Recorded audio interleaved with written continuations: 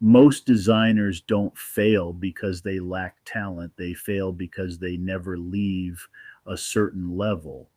And if you've spent any time around this industry, you've seen it. People who can design, people who understand garments, people who have taste, but somehow they stay in the same place year after year. And from the outside, it doesn't make sense because we've been told that fashion rewards creativity. It doesn't, it rewards movement. That's the difference because in Los Angeles, talent is everywhere, but access isn't. And that's where things start to separate. You can design a strong collection, but if you can't move it, it doesn't matter. That's the part most designers don't see early enough. They focus on improving the product, better fabrics, better cuts, better ideas, but they stay locked out of the system that actually moves product, production, distribution, timing.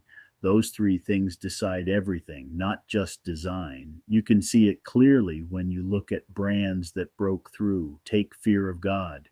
It didn't grow just because of design. It grew because the infrastructure around it allowed it to move consistently.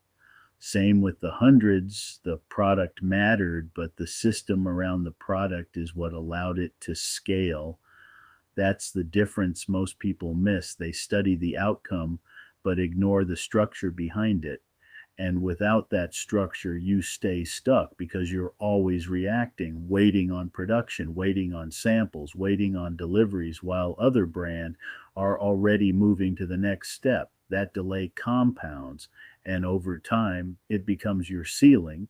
That's how talented designers get trapped, not because they're not good enough, but because they never get close enough to the parts of the system that create momentum. And momentum is what builds brands, not just design. That's why you'll see brands with average design moving faster than brands with better product because they're connected to movement. They understand timing, they understand production, they understand how to operate inside the system. That's what changes everything because once you're inside that layer, you stop guessing, you stop waiting, you start moving with intention. And that's when things shift, not overnight, but consistently.